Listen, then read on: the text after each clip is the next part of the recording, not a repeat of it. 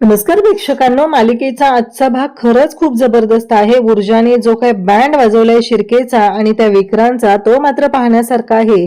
आणि त्यासोबतच ऊर्जा आणि शौर्य यांचं नातं सुद्धा एका छान वळणावरती आलेलं आहे. खूप छान पद्धतीने हे आपल्याला पाहायला मिळणार आहे. कारण ऊर्जाने तिथे अजिबात नाव घेतलेलं नाही हर्षवर्धन जहागीरदारचं. कारण हर्षवर्धन जहागीरदार कसं आहे हे आपल्या सगळ्यांना माहिती आहे. पण त्याही पेक्षा ऊर्जाचं शौर्यावरती असलेलं प्रेम या गोष्टीमुळे ऊर्जाने ते नाव घेतलेलं नाहीये. पण घरी आल्यानंतर जो काही राडा झालेला आहे, ज्या काही गोष्टी झालेल्या आहेत, त्यामुळं जे काही पाहायला मिळतं ते मात्र खूपच भयानक असतं. हर्षवर्धन जहागीरदारला खूप राग आलेला आहे. हर्षवर्धन जहागीरदारला ही गोष्ट अजिबात पटलेली नाहीये. ऊर्जा शिंदे, तू माझ्या कामात ढवळाढवळ का केलीस असं म्हणत तो ऊर्जाला जाब विचारत आहे. म्हणजे या माणसाला जराही लाज वाटत नाहीये. स्वतः सुद्धा एका मुलीचा बाप आहे आणि एका मुलीच्या आयुष्याचा खेळ खंडोबा करणाऱ्या या हर्षवर्धन जहागीरदारला जराही वाटलेलं नाहीये की आपण काय बोलतोय हे सगळं. आपण चुकीचं तर बोलत नाहीये ना. या गोष्टीचा विचार सुद्धा या माणसाने केलेला नाही. इकडे तिथे काय घडलं हे त्याला माहीतच नाहीये. त्या चिरकेने फोन करून सांगितलं. तेवढ्या फालतू गोष्टींवरती विश्वास ठेवला आणि घरी येऊन त्याने आता गोंधळ घालायला सुरुवात केलेली असते. पण ऊर्जाने मात्र त्याची बोलती बंद केलेली आहे. त्याला डायरेक्ट विचारलेलं आहे की ही तुम्ही धमकी देताय का? कारण जर तो धमकी देत असेल तर तो पुन्हा अडकला जाणार आणि तोच शौर्याच्या समोर तोंडावर पडणार आहे. हे सगळं जे काय आहे ते जेव्हा शौर्य पाहतो त्याला धक्का बसतो. कारण ऊर्जा तिथे मीडिया समोर या हर्षवर्धन जहागीरदारला एक्सपोज करू शकली असती. पण ऊर्जाने आपल्यावरील प्रेमासाठी हे सगळं केलेलं आहे. तरीही आता जर डॅड तिच्याशी अशा पद्धतीने वागत असतील तर मात्र विचार करायला पाहिजे. हे सगळं आता शौर्याच्या लक्षात आलेलं आहे. हे सगळं कशा पद्धतीने होणार, कशा पद्धतीने बँड वाजलाय हे पाहण्यासारखं आहे. त्यासाठी व्हिडिओ शेवटपर्यंत पहा. त्याचबरोबर चॅनलवरती नवीन असाल तर चॅनलला नक्की सबस्क्राईब करा. सगळ्यांच्या समोर आता ऊर्जा सांगत असते की हे सगळं या दिग्विजय शिर्केने केलेलं आहे. या सगळ्यामध्ये दिग्विजय शिर्के सामील आहेत आणि त्यांनी हे जे काही केलेलं आहे हे नाटक केलेलं आहे. कारण त्यांच्या मुलाचं पद्मावरती प्रेम वगैरे काहीही नाही. हे सगळं नाटक सुरू आहे असं ठणकावून इकडे ऊर्जा सांगत असते. कारण ऊर्जाला माहिती आहे की गोष्टी कशा पद्धतीने घडलेल्या आहेत. त्यामुळे तर ऊर्जाचा राग एवढा अनावर झालेला असतो. ऊर्जा एवढी चिडलेली असते आणि ऊर्जाला माहिती आहे की या दिग्विजय शिर्केने काय काय राडा घातलाय. मग मीडियाच्या समोर ऊर्जाने ॲफिडेव्हिट दाखवलेला आहे.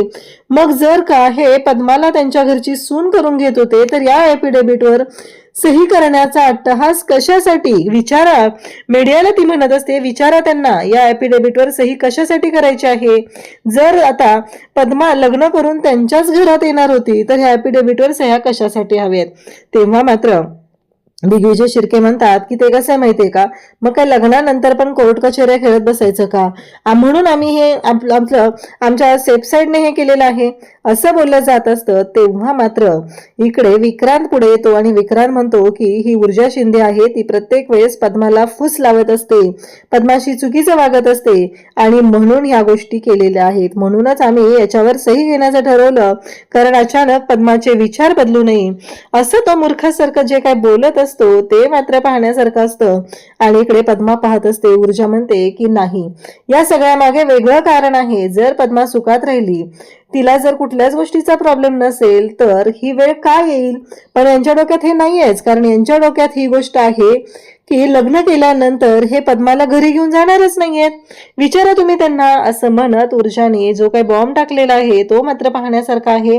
कारण तिने स्पष्टपणे सांगितलेलं आहे की लग्नानंतर पद्माला ही लोक घरी घेऊन जाणार नाहीत. तेव्हा लगेचच दिग्विजय शिर्के म्हणतात की हे काय बोलणं झालं, आमच्याकडे लग्नानंतर सुनेला घरीच घेऊन जातात.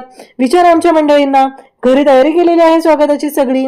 तेव्हा ऊर्जा म्हणते हो ठीक आहे, बरोबर आहे, विचारलं तर पाहिजेच, पण एक गोष्ट महत्वाची मला तुम्हाला सगळ्यांना सांगायची आहे असं म्हणत आता प्रेक्षकांना एक गोष्ट सांगायला ऊर्जा सांगत आहे. ती म्हणजेच की काहीही झालं तरीही ज्या पद्धतीने हे सगळं चालू आहे त्यानुसार तर यांनी एक प्लॅन केलेला आहे. लग्नानंतर ही लोक पद्माला घरी घेऊन जाणार नाही, तर ही लोक पद्माला गोव्याच्या फार्म हाऊसवर पाठवणार आहेत. विचारा तुम्ही त्यांना. पण इथे मात्र आता सुवर्णा सुद्धा म्हणत असते की नाही नाही, असं काही होणार नाहीये, कारण सुवर्णाला जे बोलायला सांगितले तेच ती बोलणार ना. शेवटी आता जर का तिच्यामुळे आमदार दिग्विजय शिर्केची अब्रूची लक्तर निघाली तर सुवर्णाला माहिती आहे की तिचे काय हाल होऊ शकतात, कारण तिला घरात काही किंमत आहे हे तिला माहितीच आहे. त्यामुळे तिने फक्त मान डोलावायचं काम करत असते. तिनं तिच्या बाजूने मान डोलावत असते आणि सांगत असते की नाही नाही, हे असं नाही झालेलं, हे असं नाही झालेलं, हे फक्त ती सांगण्याचा प्रयत्न करत असते. आणि त्याच वेळी ऊर्जा सांगत असते की नाही, काही झालं तरीही हे सगळं जे काय चाललेलं आहे हे यांचं नाटक आहे आणि ज्या पद्धतीने या सगळ्या गोष्टी घडत असतात ते मात्र पाहण्यासारखं आहे. मग मात्र आता सगळ्यांच्या समोर गोष्टी क्लिअर होऊ लागतात, सगळ्यांच्या समोर सगळं सत्य येत असतं. तेव्हा मात्र आमदार दिग्विजय शिर्के ओरडायला सुरुवात करतात. ते म्हणत असतात की नाही, काहीही झालं तरीही आम्ही ऐकून घेणार नाही आणि सिक्युरिटी बाहेर काढा यांना, असं म्हणत ऊर्जाला बाहेर काढण्याची तयारी दाखवलेली असते. त्यावेळेस ऊर्जा तिथं असते. मग इन्स्पेक्टर माने तिथे येतात आणि म्हणतात की पद्मा कदम आणि ऊर्जा शिंदे यांच्या केसालाही धक्का लावू शकत नाही तुम्ही. जर त्यांच्या अंगावर एक जरी ओरखडा आला तर त्याचे परिणाम तुम्हाला भोगावे लागतील, कारण त्यांना सिक्युरिटी देण्यात आलेली आहे. ऊर्जाने आता सगळ्या गोष्टी सांगितलेल्या असतात. तेव्हा दिग्विजय शिर्के म्हणतात की हे सगळं साफ खोटं आहे, हे सगळं आम्हाला फसवण्यासाठी केलं जाते, हा सगळा प्लॅन ऊर्जा शिंदेचा आहे, ऊर्जा शिंदे यामध्ये सामील आहे. अशा पद्धतीने दिग्विजय शिर्के बोलत असतात. तेव्हा ऊर्जा म्हणत असते की पुरावे आहेत, कारण ज्या गाडीतून तुम्ही पद्माला गोव्याच्या फार्म हाऊसला पाठवणार आहात ती SUV 2256 गाडी तुमच्या बंगल्याच्या बॅक गेटला काय करते त्याचं उत्तर द्या. तेव्हा ते म्हणत असतात की शक्यच नाहीये. आता हे ऊर्जाला कसं कळलं, जेव्हा इन्स्पेक्टर माने म्हणजे ऊर्जाला बाहेर काढलं जात असतं, ऊर्जा पण बाहेर जायला तयार झालेली असते आणि तेव्हा मात्र इन्स्पेक्टर मानेंचा तिला फोन येतो. तिला इन्स्पेक्टर मानेंनाच खरं तर फोन करायचा असतो, म्हणून ती बाहेर चाललेली असते. इन्स्पेक्टर मानेंचा फोन येतो आणि इन्स्पेक्टर माने तिला सांगू लागतात की त्यांचा गाडीचा जो ड्रायव्हर आहे त्याला पकडण्यासाठी आमचा वेळ गेलेला आहे, आता त्याला ताब्यात घेतले, त्याच्याकडून सगळ्या गोष्टी कळलेल्या आहेत आणि त्याने कबुली दिलेली आहे. हे सगळं जेव्हा बोललं जात असतं तेव्हा मात्र ऊर्जाच्या लक्षात आलेलं असतं की काय प्लॅन आहे. म्हणून तर इन्स्पेक्टर मानेंना यायला वेळ लागत होता. म्हणजेच आमदार दिग्विजय शिर्के ऊर्जाने जरी कंप्लेंट केलेली असली, जरी सिक्युरिटी मागितलेली असली, तरीही सुरुवातीला आपल्याकडे पुरावे असणं गरजेचं आहे हे इन्स्पेक्टर मानेंना महत्वाचं वाटलेलं होतं. आणि म्हणून तर इन्स्पेक्टर मानेंनी त्या ड्रायव्हरला ताब्यात घेतलेलं आहे आणि इकडे या सगळ्या गोष्टी आता समोर आणलेल्या असतात. तरीही मीडिया समोर बोंबाबोंब करणारा हा दिग्विजय शिर्के जो आहे तो मात्र थांबायला तयार नसतो. तो म्हणत असतो की हा सगळा ट्रॅप आहे आणि आम्हाला या ट्रॅप मध्ये अडकवलं जाते, ऊर्जा शिंदेने केलेला ट्रॅप आहे. जर असं करायचं असतं तर आम्ही ह्या सगळ्या गोष्टी केल्या असत्या का, एवढं लग्न वगैरे केलं असतं का, काय बोललं जातं हे सगळं, कारण मीडियाला मी स्वतः बोलावून घेतलेलं आहे, असं वारंवार टिमकी वाजवण्याचं काम इकडे दिग्विजय शिर्के करत असतात. तेव्हा इन्स्पेक्टर माने म्हणतात की हे सगळं खोटं आहे, तो ड्रायव्हर आमच्या ताब्यात आहे आणि त्या ड्रायव्हरने सगळ्या गोष्टींची कबुली दिलेली आहे. आता मात्र गोष्टींनी वेगळंच वळण घेतलेलं असतं आणि त्याच वेळेस इकडे ऊर्जा म्हणत असते की हो, हे सगळं खोटं आहे, कारण हे फसवतायत आणि असे याचे पुरावे आहेत. आणि मग इथं ऊर्जाला विचारलं जातं की या सगळ्यामध्ये आणखी कोण कोण सामील आहे, सांगा तुम्ही. ऊर्जा विचार करत असते, ती शौर्याकडे पाहते. नक्की काय करायचं हा मोठा प्रश्न ऊर्जाच्या समोर उभा राहिलेला असतो. तिने शौर्याकडे पाहत असते. जे काय झालेलं आहे ते तिला माहिती असतं. तेव्हा मात्र ऊर्जा सांगते की ऑब्विसली या गोष्टीमुळे फायदा कोणाला होणार आहे, तर फायदा विक्रांत शिर्केला आणि दिग्विजय शिर्केला होणार आहे. म्हणून हा लग्न करण्याचा डाव त्यांनी आखलेला आहे. म्हणजेच या सगळ्या कटामध्ये सामील असणारे आहेत ते म्हणजे विक्रांत शिर्के आणि त्याचबरोबर दिग्विजय शिर्के, या दोघांनी मिळून हे सगळं कारस्थान रचलेलं आहे असं ऊर्जा सांगत असते. आणि तेव्हा मात्र पाहण्यासारख्या गोष्टी आता घडत असतात. ज्या पद्धतीने हे सगळं चालू असतं तेव्हा मात्र शौर्य ऊर्जाकडे पाहत असतो. तिला आठवत असतं की शौर्याने तिला सांगितलेलं असतं की मी तुझी साथ देतोय कारण माझं तुझ्यावरती प्रेम आहे. तुझ्या बाबांनी आत्महत्या केली, तो त्यांनी घेतलेला डिसिजन चुकीचा होता. माझ्या डॅडनी त्यांचा मर्डर केलेला नाही, तर त्यांनी आत्महत्या केलेली आहे कारण त्यांची बदनामी ते सहन करू शकलेले नाहीत, हे बोललं जात असतं. आणि आता मात्र ऊर्जाच्या लक्षात सगळ्या गोष्टी आलेल्या असतात आणि ऊर्जाने मात्र ऐन वेळी प्लॅन अगदी चेंज केलेला आहे असं म्हणायला काही हरकत नाहीये. आणि ऊर्जाने दिग्विजय शिर्के आणि विक्रांत शिर्के या दोघांना अडकवलेलं असतं.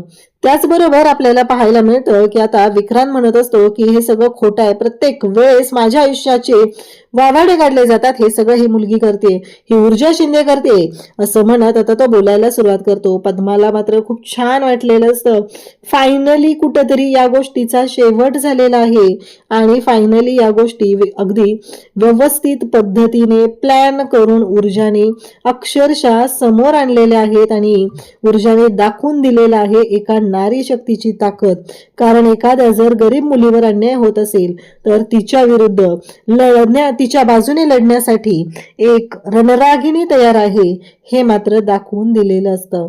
त्याचबरोबर आपल्याला पाहायला मिळतं ते म्हणजे विक्रांत आता भयानक तापलेला असतो. तो म्हणत असतो की सोडत नसतो, हिनं आल्यापासून माझ्या आयुष्याचं वाटोळ केलेलं आहे, हिला मी सोडत नसतो असं म्हणत त्याने मात्र आता गळा आवळायला सुरुवात केलेली असते. आणि तो ज्या पद्धतीने वागत असतो त्यावरून क्लिअर होत असतं की तो चुकीचा आहे. आणि असं म्हणत त्याने पद्माचा गळा आवळायला सुरुवात केलेली असते. पद्माशी तो चुकीचं वागत असतो, ह्या गोष्टी समोर येत असतात आणि मग मात्र सगळेजण तिथं असतात.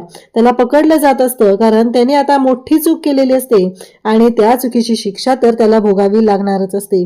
मग मात्र आता माने म्हणतात की मला ताब्यात घ्यावं लागणार आहे कारण विक्रांत शिर्के याने पद्माचा गळा आवळलेला आहे आणि तोही मीडियाच्या समोर, त्यामुळे त्याला मी मोकळं सोडू शकत नाही असं इन्स्पेक्टर माने जेव्हा सांगतात तेव्हा मात्र इकडे दिग्विजय शिर्केला कळायचं बंद होतं. तो म्हणतो की तुम्ही घेऊन जाऊ शकत नाही, पण इकडे इन्स्पेक्टर माने सांगतात की मी त्यांना बाहेर घेऊन जाणारच आहे आणि त्याला जेलमध्ये टाकलं जातं. आता दिग्विजय शिर्के हे आपल्या लाडक्या लेकाला सोडवण्यासाठी निघालेले असतात आणि त्याच वेळेस जाताना आता चिडलेल्या दिग्विजय शिर्केने हर्षवर्धन जहागीरदारला कॉल केलेला असतो आणि हर्षवर्धन जहागीरदारच्या नावाने बोंबा मारायला सुरुवात केलेली असते. हे सगळं जे काय चाललंय ना, ह्या सगळ्याला जबाबदार तुम्ही आहात, तुम्ही केलं हे सगळं असं म्हणत जी काय बोंबाबोंब सुरू केलेली असते त्याला अजिबात मर्यादा नसतात. तेव्हा हर्षवर्धनला कळतं की राडा काय झालेला आहे. आता पद्माने ऊर्जाचा हात हातात घेतलेला असतो आणि पद्मा म्हणत असते की ताई हे सगळं जे काय आहे ना ते खरंच म्हणजे खूप भयानक होतं. तेव्हा ऊर्जा पद्माला म्हणते की खरंच तू धीराची आहे. आता दिव्याचा बँड वाजायला लागलेला असतो. दिव्याला कळायचं बंद होतं की आता आपलं काही खरं नाहीये. तेव्हा इकडे पद्माला ऊर्जा म्हणते की काळजी करू नको, आपण निघूया. तेव्हा शौर्य म्हणतो ऊर्जा चल, आपल्याला इथून पहिलं जाणं गरजेचं आहे. तेव्हा ऊर्जा म्हणते की हो शौर्य आपण जाऊया, पण एक काम आहे असं म्हणत ऊर्जाने शौर्यला सांगितलेलं असतं. आणि मग पद्माला ती म्हणते की पद्मा, त्याचबरोबर पोलीस सिक्युरिटी असते त्यामुळे तिथं पोलीस असतात, त्याचबरोबर इन्स्पेक्टर माने तिथे येतात. तेव्हा ऊर्जा म्हणते की इन्स्पेक्टर माने 5 मिनिट थांबू शकाल का तुम्ही. तेव्हा इन्स्पेक्टर माने म्हणतात की हो बोला. तेव्हा ऊर्जा म्हणते की हे दिग्विजय शिर्के यांनी अंगावरती घातलेले दागिने आहेत ते मी तुमच्या ताब्यात देत आहे, त्याची लिस्ट बनवते आणि ते सगळे दागिने मी तुमच्याकडे देत आहे. तेव्हा मात्र इन्स्पेक्टर माने म्हणतात त्यांनी ते स्वतःच्या मर्जीनं घातलेले आहेत, राहू द्या ते पद्माला, फायदा होईल तिला त्याचा. तेव्हा मात्र ऊर्जा म्हणते की नाही, त्याची काही गरज नाहीये, त्यांची दमडीही नको आहे. आणि मग दिव्याला ती म्हणते दिव्या तुला माहिती आहे ना ह्या दागिन्यांचा बॉक्स कुठे आहे, डब्बा कुठे आहे, तो घेऊन ये जा. तर दिव्या म्हणते की ऊर्जा प्लीज, माझं काही चुकलेलं नाहीये, प्लीज मला यामध्ये अडकवू नकोस. तेव्हा ऊर्जा म्हणते आत्ता तू याबद्दल काही बोलूच नकोस, मी नंतर बघते तुझ्याशी काय बोलायचं आणि कसं बोलायचं आहे ते, तू आत्ताच जा आणि पहिला तो बॉक्स घेऊन ये असं सांगितलं जातं. त्यावेळेस इन्स्पेक्टर माने ऊर्जाला म्हणत असतात की खरंच हॅट्स ऑफ यू, कारण तुम्ही आज ज्या पद्धतीने ही केस हँडल केलेली आहे ती मात्र पाहण्यासारखी गोष्ट आहे. ज्या पद्धतीने तुम्ही आज दाखवून दिलेलं आहे ऊर्जा शिंदे की काय करू शकतात ते मात्र खरंच पाहण्यासारखं आहे. खरंच मला तुमचं कौतुक वाटतंय. इकडे आदित्य घरी आलेला असतो. आदित्यची खूप चिडचिड चाललेली असते. आदित्य खूप चिडचिड करत असतो. ते पाहून त्याला विजया विचारते काय झालंय, तू एवढा का पॅनिक होतोय, नको एवढा पॅनिक हो. त्यावरती आदित्य म्हणत असतो तुला नाही माहिती दिव्याचा फोन लागत नाहीये, मी तिला कधीपासून फोन करतोय पण तिच्या फोनचं काय चाललंय हे कळत नाहीये, नक्की या सगळ्या मागे कोण आहे हे मला कळलं पाहिजे. काहीही झालं तरीही या सगळ्या गोष्टी चुकीच्या पद्धतीने चाललेल्या आहेत असं ती म्हणत असतो. तुला माहित नाही, आज बघ डॅडला मी फोन केला होता, तेवढ्या त्या हर्षवर्धन घरी येतो, तो खूप तापलेला असतो, दिव्या कुठे आहे. तेव्हा आदित्य म्हणतो की तुम्हीच मागाशी सांगितलं होतं ना की ती येईल घरी, मग ती आलेलीच नाहीये घरी आणि आता तुम्हीच विचारताय. तेव्हा मात्र हर्षवर्धन चिडलेला असतो, तो रागातच वरती चाललेला असतो. ते पाहून विजया म्हणते आता काय झालं. तेव्हा आदित्य सांगू लागतो की आई लक्षात ठेव, आज दुसरं महाभारत घडणार आहे आणि याची तयारी कर तू आता, कारण आता त्यांचा पद्माचं लग्न लावून देण्याचा डाव फसलेला आहे, हे यातून फिक्स होत आहे. आणि या सगळ्यामध्ये दिव्या त्यांची मदत करते आणि दिव्याचा काहीतरी फायदा असल्याशिवाय दिव्या मदत करणार नाही, हे तुला चांगलंच माहिती आहे. त्यामुळं काहीही झालं तरीही आता घरी जे रामायण महाभारत होणार आहे ते बघण्यासाठी आपल्याला सगळ्यांना सज्ज राहावंच लागणार आहे. इकडे इन्स्पेक्टर माने म्हणत असतात की तुम्ही जेव्हा आम्हाला कळवलं ऊर्जा मॅडम तेव्हा आम्ही आलो, मान्य आहे मला, पण सुरुवातीला मनात शंका होती की ह्या सगळ्या गोष्टी खरंच योग्य आहेत का, म्हणून आम्ही त्या गोष्टींचा विचार करत होतो. पण जेव्हा हे सगळं कळत गेलं तेव्हा मात्र खरंच म्हणजे आत्ता जेव्हा त्या ड्रायव्हरला आम्ही ताब्यात घेतलं तेव्हा सगळ्या गोष्टी अगदी क्लिअर कट स्पष्ट झालेल्या आहेत. ऊर्जाने सगळे दागिने आता पोलिसांच्या ताब्यात दिलेले असतात आणि दाखवून दिलेलं असतं त्या शिर्केच्या कुठल्याही गोष्टीची पद्माला गरज नाहीये. पद्मा स्वतः तेवढी हिंमतवान आहे, ती हे सगळं स्वतः मॅनेज करू शकते. त्यानंतर इकडे पाहायला मिळतं ते म्हणजे ऊर्जा आणि शौर्य घरी आलेले असतात. शौर्य म्हणत असतो पण ऊर्जा हे सगळं, तेव्हा ऊर्जाला सांगत असते की कसं माहितीये का शौर्य, आता मला न्याय मिळवून द्यायचा होता पद्माला, पण चुकीच्या पद्धतीने नाही. तुझ्या गोष्टी मला पटल्या आणि मी आपलं नातं निवडलं, आपल्या नात्याला त्रास होणार नाही ना या गोष्टीची काळजी घेतली, मी तुझ्यासाठी केलं हे सगळं. असं जेव्हा ऊर्जा सांगते तेव्हा मात्र शौर्य पाहतच राहतो आणि शौर्य आणि ऊर्जा एकमेकांना मिठी मारतात आणि बाहेर आरडाओरडा सुरू झालेला असतो, तो म्हणजे आमदार इकडे हर्षवर्धन जहागीरदारचा, ऊर्जा बाहेर ये, ऊर्जा बाहेर ये. आणि त्या क्षणी ऊर्जा आणि शौर्य बाहेर जातात. तो सीन मात्र पाहण्यासारखा आहे प्रेक्षकांनो, कारण हर्षवर्धन जहागीरदारच्या ज्या शिट्ट्या वाजलेल्या असतात त्या मात्र ऊर्जाच्या समोरच असतात. ज्या पद्धतीने हे सगळं घडत असतं त्यावरून तर क्लिअर झालेलं आहे की आता मात्र हर्षवर्धन जहागीरदार भयानक तापलेला आहे. मग तो ऊर्जाला विचारतो, सगळ्यांच्या समोर हा तमाशा सुरू झालेला असतो, हे सगळं काय आहे, ह्या सगळ्या गोष्टी अशा का झालेल्या आहेत, म्हणजे तू प्रत्येक वेळेस माझ्या गोष्टीमध्ये अडथळेच निर्माण करणार आहेस का, असं म्हणत जो काय बॉम्ब पडलेला असतो तो मात्र खूपच विचित्र अशी गोष्ट घडलेली आहे. आणि त्यामुळं आता ऊर्जा डायरेक्ट हर्षवर्धनच्या समोर उभी राहते आणि विचारते, तुम्ही धमकी देताय का, नाही तुम्ही धमकी देताय का, हा प्रश्न जेव्हा विचारलेला असतो तेव्हा मात्र हर्षवर्धन शांतच राहतो. अशाच अपडेटसाठी चॅनलशी कनेक्ट राहा. थँक्यू.